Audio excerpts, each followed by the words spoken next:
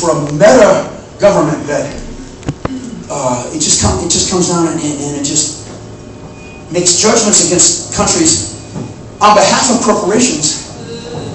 30, 40 million, 100 million judgments right out from the taxpayers, and it'll be like the French company that runs the waste systems in London is called Veolia. Veolia is suing the government of Egypt. I mean, no one here really weeps for General Sisi, do we? But the government of Egypt has increased its minimum wage, and trying to protect their own people. It's one of the poorest countries per capita in the world. They're being sued by Veolia with Doak Bishop, this billionaire king of the international litigators for neoliberalism. He's like marching in there, and he's saying that because Veolia had a business plan which predicted a certain amount of... Niall, you taught me all about this.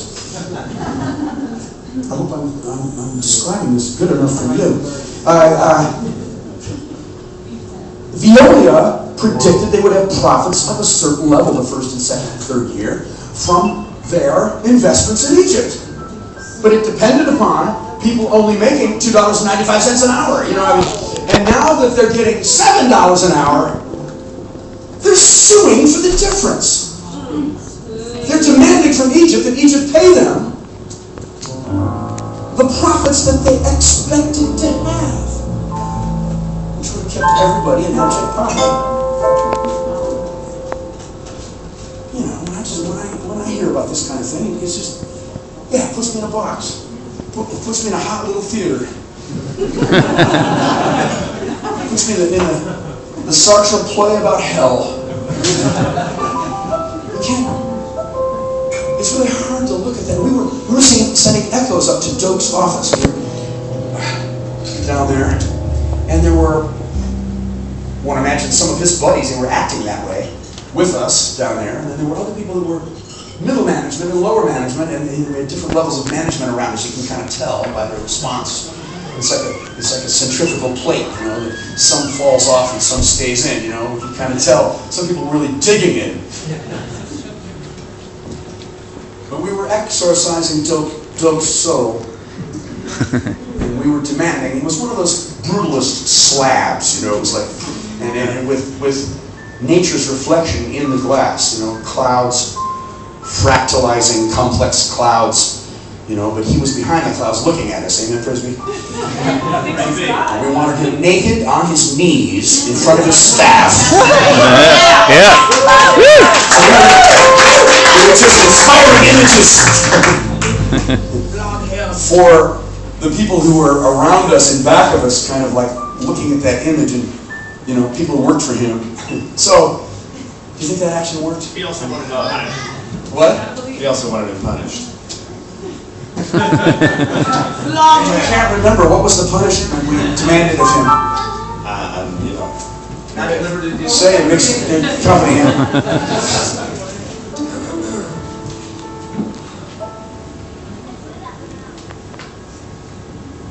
You get the feeling that if we're letting that kind of thing happen, if that kind of thing can happen right in front of us, and Doak Bishop can make that money.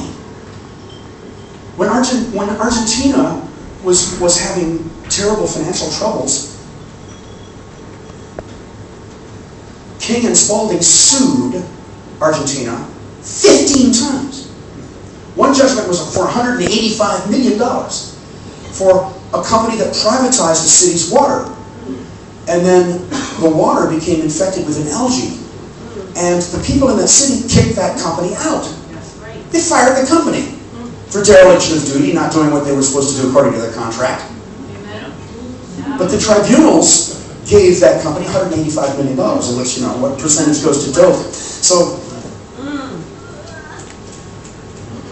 if I don't stop talking about this law firm, it can be a long, hot night here. And it is already. Amen. Praise Him.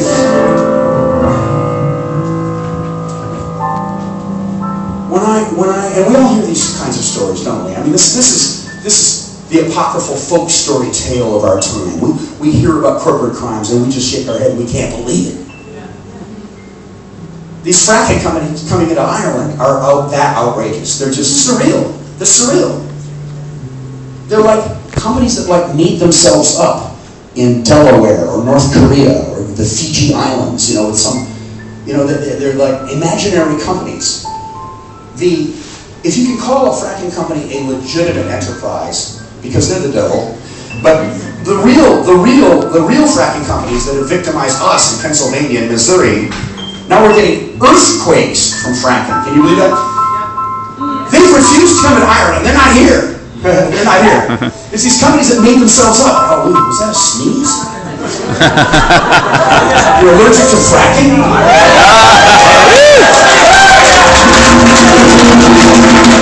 We gotta change the subject to it.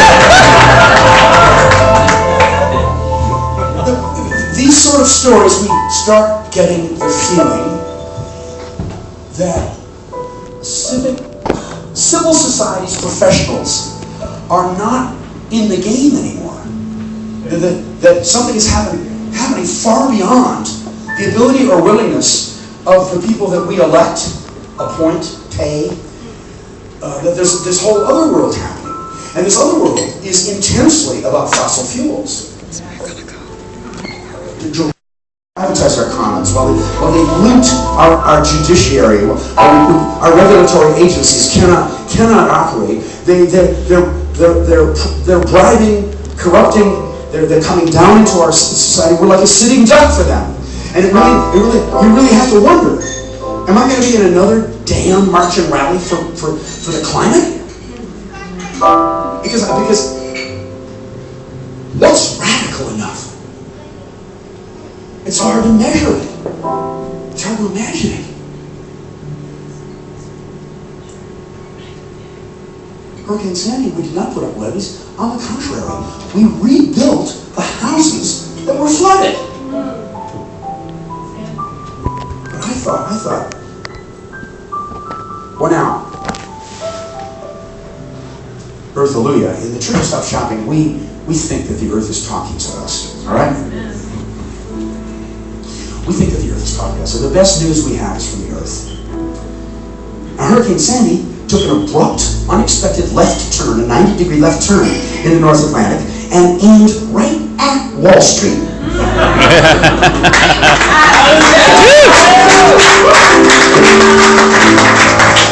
With 200-mile-an-hour winds, very articulate, talking to us. Well, now, we haven't believed that it was possible for nature to talk to us since before the Enlightenment, since before the Industrial Revolution. It's been 300 years since we really, but already 500 years ago, the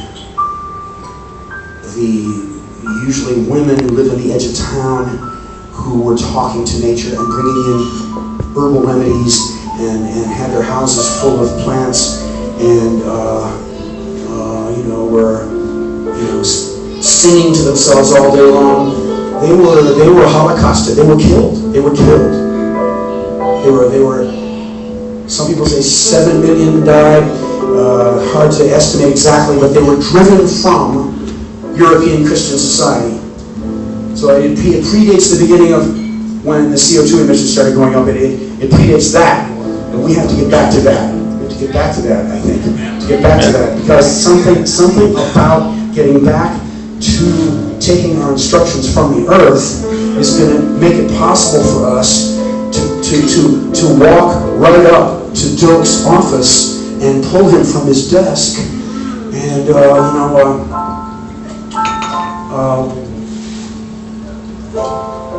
give him a piece of earth.